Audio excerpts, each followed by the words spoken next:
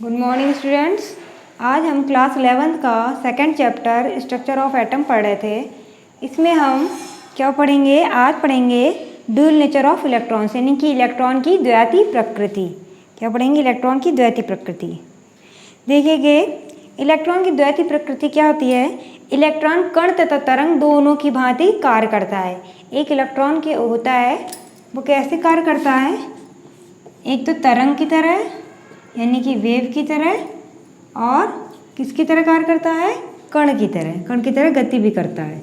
ठीक है, तो इलेक्ट्रॉन क्या करता है? द्वैती प्रकृति रखता है, यानी कि ड्यूल नेचर रखता है। दो तरह गति करता है, एक तरंग की तरह गति करता है यानी वेव की तरह, और एक कण यानी कि कोई पार्टिकल की तरह भी क्या करता है? मूवमेंट करता है। ध्यान दीजिए, कैथोड किरणें जिसमें इलेक्ट्रॉन्स होते हैं अपने मार्ग में रखी हल्की वस्तु को चला सकते हैं। कैथोड किरणों के मार्ग में कोई हल्की वस्तु होती है वो क्या करते हैं? उनको चला सकते हैं। इससे सिद्ध होता है कि इलेक्ट्रॉनों में कण के गुण हैं, यानी कि पार्टिकल क्या होते हैं? मूवमेंट होते रहते हैं, यानी कि इसमें इलेक्ट्रॉन्स के गुण पाए जाते हैं। सेकंड है, यानी कि इसमें इलेक्ट्रॉनों में कण के गुण पाए जाते हैं। सेकंड है, प्रकाश किरणों की तरह इलेक्ट्रॉन किरण पुंज भी विवर्तन और व्यतिकरण प्रक्रिया प्रदर्शित करता है। क्या करता है? व्यतिकरण भी करता है और क्या करेगा? विवर्तन भी करेगा। यानी कि इससे सिद्ध होता है कि इलेक्ट्रॉनों में तरंग के गुण यानी कि वेव के गुण भी होते हैं। इसके बाद हम देखेंगे हाइजेनबर्ग का अनिश्चितता सिद्धांत, यानी कि हाइजेनबर्ग अनसर्टेनिटी प्रिंसिपल। देखेंगे हाइजेनबर्ग का अनिश्चितता सिद्धांत। हाइजेनबर्ग का अनिश्चितता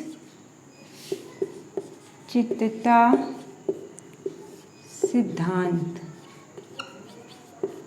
देखिए एक साइंटिस्ट थे हाइजेनबर्ग,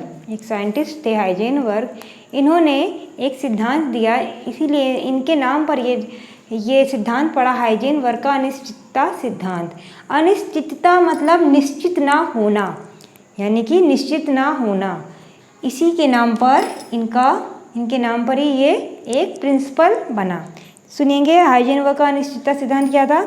इस नियम के अनुसार, यानी कि हाइजेनबर्ग के नियम के अनुसार, किसी गतिशील कण की स्थिति तथा वेग का एक साथ निर्धारण करना क्या है? असंभव है। हाइजेनबर्ग ने क्या बताया?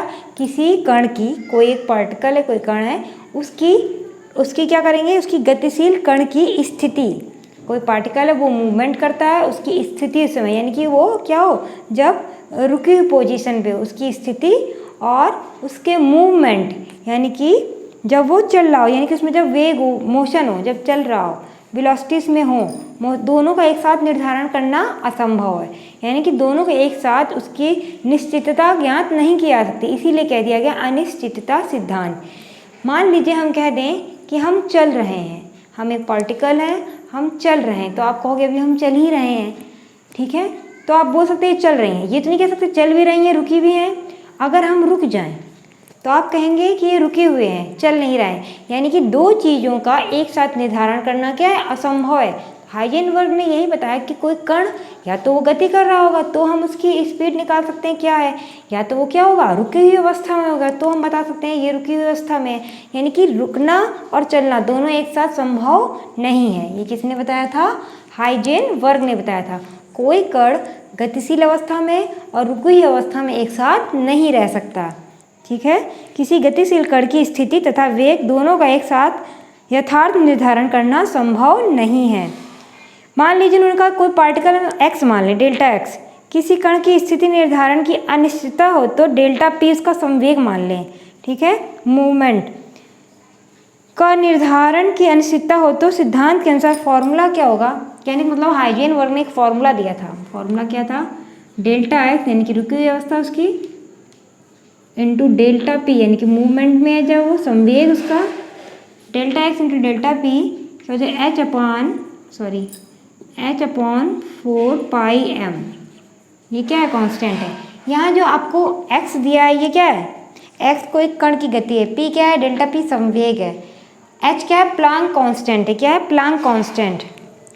h क्या है यहाँ पर? p प्लैंक कांस्टेंट, प्लैंक स्थिरांक। देखिए प्लैंक कांस्टेंट जो h है इसकी वैल्यू क्या होती है, इसकी वैल्यू होती है 6.625 इंटू 10⁻⁻27 अर्ग सेकेंड, अर्ग सेकेंड। ठीक है, तो ये क्या है, हाइजेनबर्ग का अनिश्चितता सिद्धांत का फॉर्मूला। नेक्स्ट हम देखेंगे, नेक्स्ट बहुत ही अच्छा आपका प्रिंसिपल है और पेपर में बहुत पूछा जाता है। कौन सा रूल, आफाबाउ का सिद्धांत या आफाबाउ का हम नियम भी बोल सकते हैं। क्या बोलेंगे, आफाबाउ का नियम।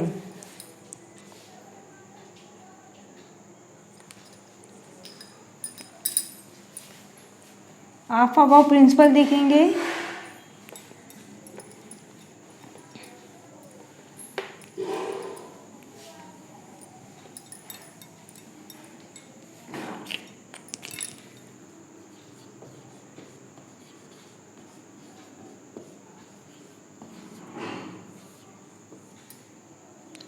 आफाबाउ का सिद्धांत, आफबाउ का सिद्धांत। देखिए इस सिद्धांत के अनुसार विभिन्न कक्षकों में इलेक्ट्रॉनों का प्रवेश उपकोषों की ऊर्जा की वृद्धि के क्रमानुसार होता है और इलेक्ट्रॉन एक एक करके ऊर्जा के बढ़ते क्रम के उपकक्षकों में यानी कि सब ऑर्बिटल में प्रवेश पाते हैं। क्या इसका मतलब है, आफबाउ एक थे वैज्ञानिक साइंटिस्ट, इन्होंने अपना रूल दिया था। इन्होंने कहा था जो इलेक्ट्रॉन्स होते हैं वो क्या करते हैं, बढ़ती हुई ऊर्जा स्तर पे भरे जाते हैं। कहने का मतलब है जो कक्षक में इलेक्ट्रॉन्स प्रवेश करेंगे पहले क्या करेंगे, निम्न ऊर्जा स्तर में जाएंगे, फिर उससे उच्च ऊर्जा स्तर में जाएंगे। ठीक है, फिर उसके बाद और उच्च स्तर ऊर्जा स्तर में भरे जाएंगे। ऐसे इलेक्ट्रॉन्स करके भरे जाएंगे। कैसे भरे जाएंगे देखिएगा। अब यहाँ से आपको ध्यान से समझना है, ये बहुत पूछा जाता है। इस टॉपिक से रिलेटेड जो हम पढ़ाएंगे इसको आप पूरी केमिस्ट्री में पढ़ते रहेंगे। यानी कि इसमें जो आप सीखेंगे इलेक्ट्रॉन्स भरने का रूल, सब कुछ इस पे डिपेंड है। पूरी केमिस्ट्री आप आफबाउ पे ही आसपास घूमती रहेगी। ये पूरा चैप्टर भी घूमेगा, उसके बाद जितने भी चैप्टर आप पढ़ते आएंगे लगभग आपको सब में ये जो इससे सीखने को मिलेगा, सब चैप्टर में आप इससे सीखेंगे। देखिएगा आपने पढ़ा था KLMN क्या होता है, सेल होता है।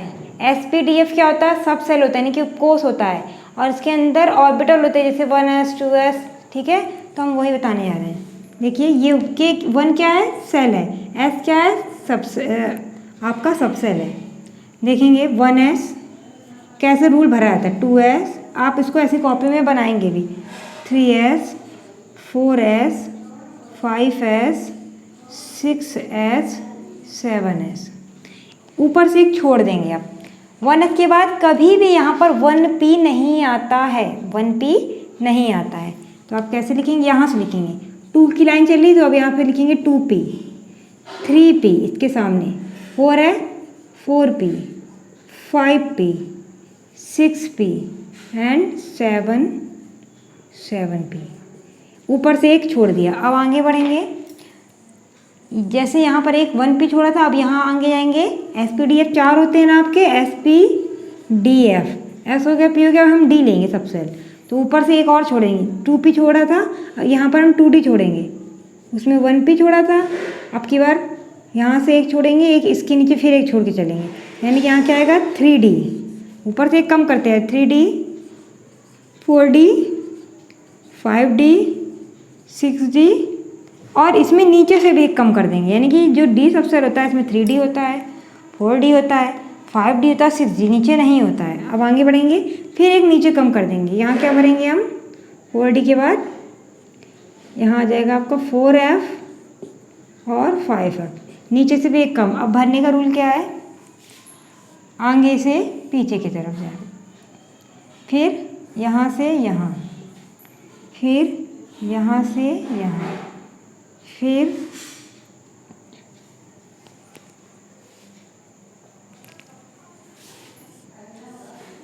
ये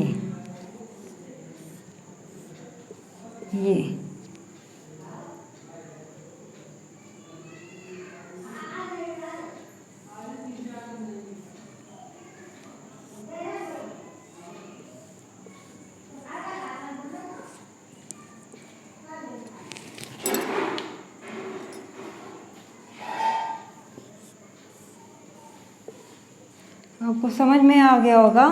पीछे से आगे जाना है, फिर पीछे से आगे जाना है, पीछे से फिर आगे जाना है, फिर पीछे से आगे, पीछे से आगे, पीछे से आगे। इसको सही बनाइएगा, कहीं इधर का उधर मत जोड़िएगा, ठीक है। अब देखिए, अब आप इसको कैसे बनाएंगे। इसका मतलब 1s गया होगा, फिर ये पीछे घूम के आया होगा, पीछे आया, फिर 2s में गया, फिर ये पीछे घूम के आएगा, 2p गया, 3s गया, फिर पीछे घूम के आया होगा, 3p गया, 4s गया, फिर ये पीछे घूम के आया होगा, 3d में आया, 4p, 5s, फिर पीछे गया होगा, 4d, 5p, 6s, फिर ये पीछे आया होगा यहाँ 4f, 5d, 6p, 7s, फिर और पीछे आया होगा 4f, 6d एंड 7p। ये आपको क्या हो गया, समझ में आ गया। अब देखेंगे हम ऑर्बिटल के बढ़ते हुए क्रम में इसको कैसे रखेंगे ऊर्जा स्तर में, ठीक है। कैसे रखेंगे ध्यान दीजिएगा। यहाँ हम बना रहे हैं आपको बढ़ते हुए क्रम में। सबसे पहले आपको क्या आया यहाँ पर 1s, इसको ध्यान से समझिएगा, ये बता रहे हैं, इसको आप समझने के बाद हर चैप्टर में अप्लाई होगा। 1s हम यहाँ लिखेंगे 1s, बढ़ते ऊर्जा क्रम में लिख रहे हैं, यानी कि बढ़ते हुए 1s के बाद बढ़ा हुआ दूसरा क्रम में किस में गया, 2s में। देखिए 1s पीछे आया होगा 2s, ये फिर पीछे क्या आएगा 2p और 3s, 2p फिर 3s। ये आप समझ गए बढ़ते हुए क्रम में है, इसको साइन नहीं लगा रहे हैं, गंदा दिखता है। 3s फिर पीछे आया 3p, 4s, फिर पीछे आया 3d, 4p, 5s, 3d, 4p, 5s, फिर पीछे आया 4d, 5p, 6s, फिर पीछे आया 4f, 5d, 6p, 7s, 4f, 5d, 6p, 7s, फिर पीछे आया 4f, 6d, 7p, 4f, 6d, 7p। एक बार चेक कर लीजिएगा। 1s, 2s, 2p, 3s, 3p, 4s, 3d, 4p, 5s, 4d, 5p, 6s, 4f, 5d, 6p, 7s, 7s, 5। ये गलत हो गया, देखिए 4f के बाद यहाँ क्या आएगा 5f, क्या आ गया यहाँ पर 5f, 5f, फिर 6d, फिर 7p, ठीक है। तो आपको समझ, यानी कि क्या बढ़ते हुए क्रम में रखा है। ये कम सबसे छोटा इलेक्ट्रॉन पहले इसमें जाएगा, फिर बढ़ते क्रम में इसमें, फिर इसमें, फिर इसमें, इसमें, इसमें, इसमें, इसमें, ठीक है। ऐसे बढ़ते क्रम में ये इलेक्ट्रॉन्स क्या है रखे गए हैं SPDF कोष में। अब हम इसको कैसे बनाएंगे, कैसे बनाएंगे ध्यान दीजिएगा। 1s है, 1s का मतलब है आप जो इलेक्ट्रॉन, आपने ये पढ़ा होगा SPDF, हम आपको पढ़ा चुके हैं। आपको पता है S में कितने इलेक्ट्रॉन भरे जाते हैं 2, बताया था। S में 2 इलेक्ट्रॉन, P में कितने 6, D में 10, F में 14। फिर से याद करिएगा, एक बार रिमाइंड करिए। हमने बताया था आपको S में एक सब सेल होता है, 2 इलेक्ट्रॉन भरे होते हैं ना 1 2, तो ये 2 है। P में कितने बनते हैं 3। आपको ये बताया था ना SPDF 1 3 5 7। S में एक बनेगा, एक है, P में 3 बन गए, D में कितने बन जाएंगे 5। देखिए 5, 1 2 3 4। अब देखो P में कितने भरे हैं 6 हैं, 1 2 3 4 5 6 इलेक्ट्रॉन भरे हैं। D में देखो ये 5 बने हैं, कितने इलेक्ट्रॉन 10, 1 2 3 4 5 6 7 8 9 10, इसलिए यहाँ 10 इलेक्ट्रॉन। F में कितने होंगे 7, ऐसे 7 बनेंगे, और 7 का डबल 14, यानी कि टोटल कितने इलेक्ट्रॉन 14। ये पिछले वीडियो में आपको बता दिया गया था। ये आपको समझ में आ गया, इसको हम रफ कर देते हैं। लर्न रखिएगा SPDF 1357, और इसके जितना भी होगा डबल के हो जाएंगे, इलेक्ट्रॉन्स होंगे। जब इलेक्ट्रॉन की बात करें, इलेक्ट्रॉन क्या होंगे डबल हो जाएंगे, यानी कि S में 2, P में 6, D में 10, F में 14। ये आपका क्या हो गया बढ़ता हुआ क्रम। अब मान लीजिए आपको कह दिया जाए इलेक्ट्रॉनिक कॉन्फ़िगरेशन निकालिए, यानी कि इलेक्ट्रॉनिक विन्यास। इलेक्ट्रॉनिक विन्यास कैसे निकाला जाता है, वैसे इसके बाद आपको हमें पढ़ाना है क्वांटम नंबर्स, ठीक है, लेकिन आपको थोड़ा सा बता देते हैं ताकि आप समझ जाएं। इसका मतलब यही है कि इस एस में दो, देखिए कैसे आया होगा, ये तो आपको यहीं तक करना है, बता दे रहे हैं इसी में हम। इसका मतलब एस में कितने इलेक्ट्रॉन होते हैं? 2। एस में कितने होते हैं? 2। पी में कितने होते हैं? 6। एस में 2, पी में 6, एस में 2, डी में 10 लिखें, पी में 6, एस में 2, डी में 10 है ना, पी में 6, एस में 2, एफ में 14, डी में 10, पी में 6, एस में 2, एफ में 14, डी में 10, पी में 6। हमने क्या किया? कुछ नहीं किया, खाली एस में 2 भरे आते, जहाँ जहाँ एस दिया रखा है मैं वहाँ पर 2 भर दिए इलेक्ट्रॉन, एस दिखा 2, जहाँ जहाँ पी दिख रहा है वहाँ हमने क्या भर दिया? 6 इलेक्ट्रॉन, जहाँ जहाँ आपको डी दिख रहा है वहाँ 10 इलेक्ट्रॉन, जहाँ जहाँ एफ दिख रहा है वहाँ पर 14 इलेक्ट्रॉन। ये भरता हुआ क्रम है, ठीक है। ये क्या है? इसका बढ़ता हुआ क्रम। आपको समझ में आ गया होगा इलेक्ट्रॉन्स कैसे भरे जाते हैं, ठीक है। ध्यान दीजिएगा इधर कैसे भरे जाते हैं, आप समझेंगे, समझ गए होंगे। एस में इलेक्ट्रॉन्स 2, पी में 6, डी में 10, एफ में 14।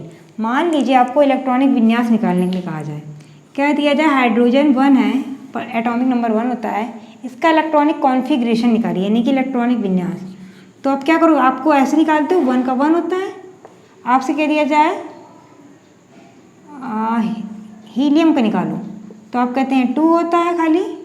आप ऐसे भरते थे ना 2, 8, 8, याद आया होगा आपको, है ना, यानी कि के सेल में के, एल, एम, एन ऐसे भरते थे, 2, 8, 8, 18, 18, 32। हीलियम का 2 होता है, लिथियम का क्या होता है? 3 होता है, हाइड्रोजन, हीलियम, लिथियम, बेरिलियम 4 होता है, बोरान 5 होता है। इतना बताते हैं आपको पहले। अगर आपसे कह दिया था इलेक्ट्रॉनिक कॉन्फ़िगरेशन करें, आप कहेंगे 1, इसका कह देंगे 2, ठीक है। लिथियम का कह देंगे 2,1, यही तो हुआ, पहले में 2 फिर 1।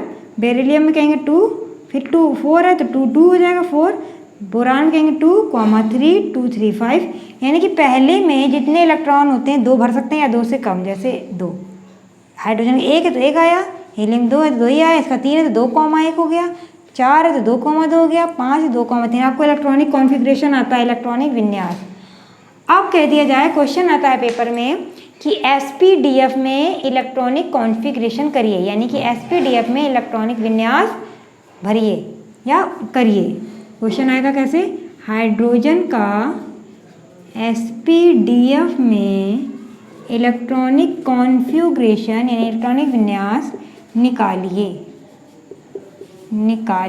ओके, ऐसे क्वेश्चन आता है। तो देखिएगा एसपीडीएफ में सबसे पहले ऐसा आता है, आपको पता है इसी क्रम में आपको भरना है, ये जो सीरीज़ दी गई आपको इसी क्रम में भरते जाना है। पहले 1s आता है, फिर 2s, 2p, 3, आपको ऐसे याद भी करना रहेगा इसको, पूरी सीरीज़। हम एक ट्रिक बता देंगे, उसको आप ये पूरा लर्न कर लेंगे।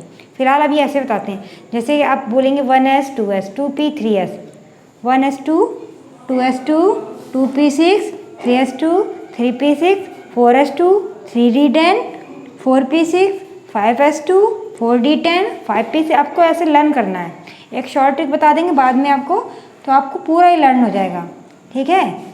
जैसे बोलते हैं SSP, SPS, DPS, DPS, FDPS, FDPS, ये शॉर्ट ट्रिक है।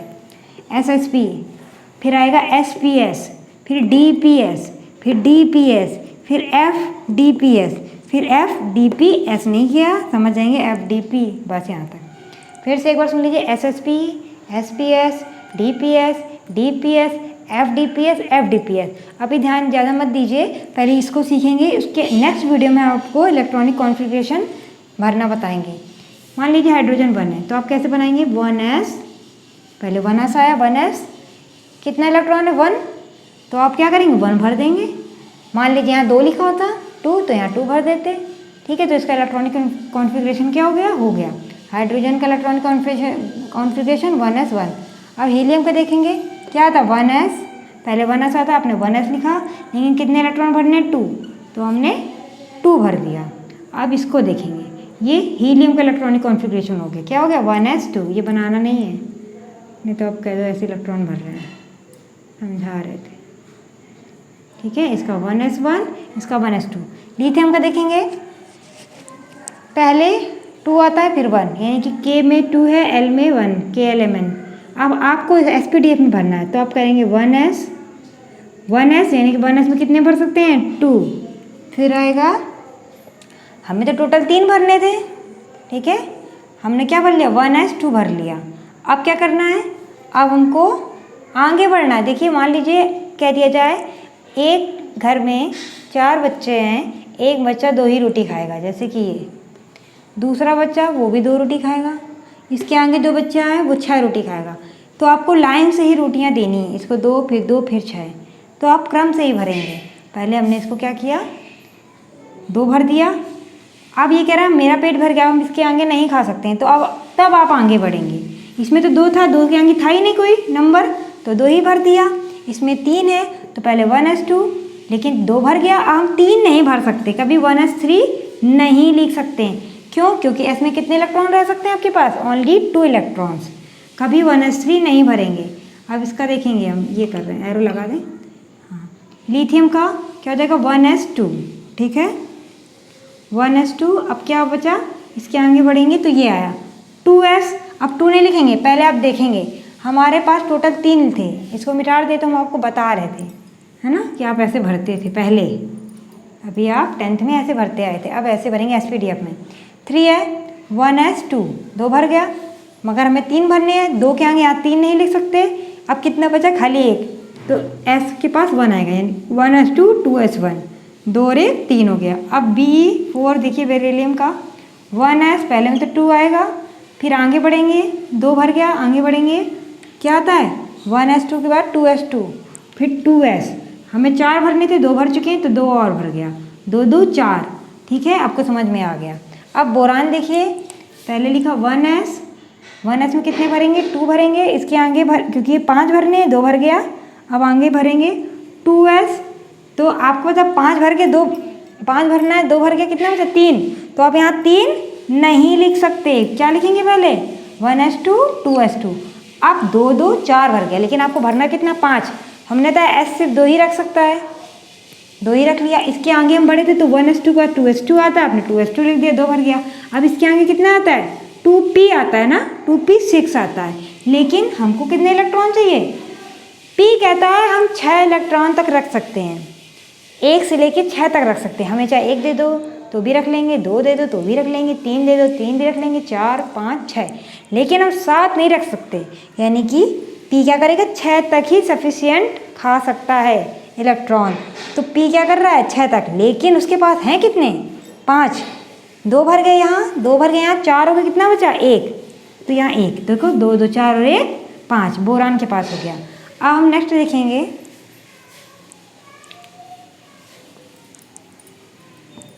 आपको कुछ नहीं करना है, जितने इलेक्ट्रॉन लिखे हैं आपको लाइन से भरते जाना है, ठीक है। मान लीजिए हम एक आपको ऐसे ही बता दें, रफली बता दे रहे हैं, क्या दिया जाए 8 इलेक्ट्रॉन भरो, ठीक है। 8 किस में होते हैं, ऑक्सीजन में 8 होते हैं, ऑक्सीजन कितने होते हैं 8 इलेक्ट्रॉन होते हैं। अब देखो 8 भरने हैं, एटॉमिक नंबर 8 भरने हैं, डायरेक्ट सीखते हैं हम। 8 भरने, 2 2 4 हो गया, 4 और आएगा तो 8, यानी कि 2p, यहाँ 4 तक हम भरेंगे, इतना भरेंगे और कुछ नहीं भरेंगे।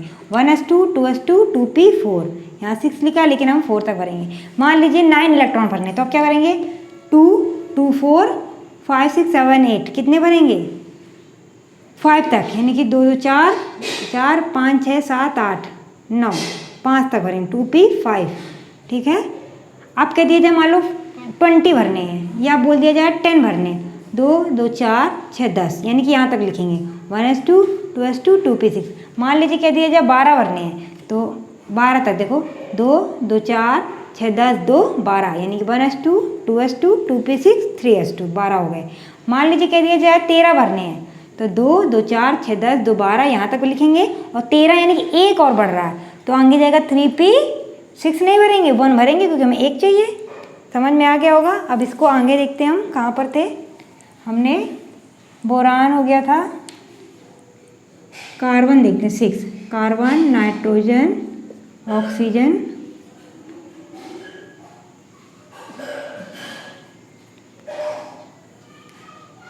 नियान टन, hydrogen, helium, lithium, selenium, boron, carbon, nitrogen, oxygen, fluorine. Fluorine कहाँ चला गया?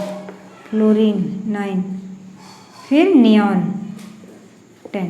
देखिए 6 भरना है, 1s2, जल्दी जल्दी सीखेंगे। 1s2, 2s2, 2 तो 4 हो गए, फिर 2p आता है। देखिए s 1s2 2s2, फिर क्या आता है? 2p आता है। तो 1s2 2s2 2p हम 2 लिखेंगे क्योंकि हमें कितने बनने? 6, 2 2 4 2 6। p में हमें 2 ही की जरूरत, टोटल p तो 6 रख सकता है। p कितना रख सकता है? 6, लेकिन हमने कितना लिखा? सिर्फ 2, क्योंकि हमें 6 बनने, 2 2 4 2 6। नाइट्रोजन देखिए 1s2 2s2 2p। अब देखो 2 2 4, यहाँ तो 6 भर चुका था, यानी कि हमें 7 भरना, एक और बढ़ाना है तो एक और बढ़ा दिया। 2 2 4 5 6 7, 7 हो गए। अब ऐसे अपने आप बताइए, ये तो यही रहेगा 1s2 2s2, हमको 7 था तो 2p 3 था। अब 8 तक भरना तो यहाँ क्या जाएगा? 2p 4, यानी कि ये सेम रहेगा 1s2 2s2 2p 4। 9 भरना तो क्या जाएगा? 2p 5, 5 तक। 10 भरना तो क्या जाएगा? 2p 6। अब देख लीजिए 1s2 2s2, 2 2 4 और 4 8, 8 भर गए। फ्लोरीन का देख लीजिए 1s2 2s2 2p 5, यानी 2 2 4 5 9। नियॉन देख लीजिए 1s2 2s2 2p 6, यानी 2 2 4 6 10। अब मान लीजिए 11 भरना है तो क्या होगा? 2 2 4 6 10, 1 11, 1 बढ़ रहा है तो आप क्या करें? यहाँ 7 नहीं लिख सकते हैं, यानी कि मान लीजिए नियॉन के बाद क्या देगा? सोडियम। सोडियम ये सेम ये रहेगा यहाँ तक, लेकिन आप क्या 2p7 नहीं, क्यों? क्योंकि p कितना रख सकता है? Only 6 electron. तो आप कैसे करेंगे? 1s2 2s2 2p6, यहाँ तक कितने हो गए? 10 हो गए थे। 2 2 4 6 10, देखो ऊपर वाले में यहाँ तक था। अब 11 बढ़ना है तो अब इससे देखिए हम आगे कहाँ जा सकते हैं? 1s2 2s2 2p6 के बाद क्या आता है? 3s2। 3s2 करेंगे तब तो 12 हो जाएगा, हमको तो 1 चाहिए तो क्या लिखेंगे? 3s1। एक अब 11 हो गए, 2 2 4 6 10 और 1 11। अब इसके आगे हम क्या करेंगे आपको नेक्स्ट वीडियो में बताएंगे, और इसको लर्न करने का तरीका भी लिखवा देंगे। ओके, तो इतना आपका कंप्लीट हो गया। ये जो आपका वीडियो है बोथ मीडियम के लिए है, जिसको पुराने वीडियो देखना है तो वो सब्सक्राइब कर लेना channel SSB inter college Kalyanpur Kanpur, उसमें आपको पुराने वीडियो भी मिल जाएंगे। Thank you.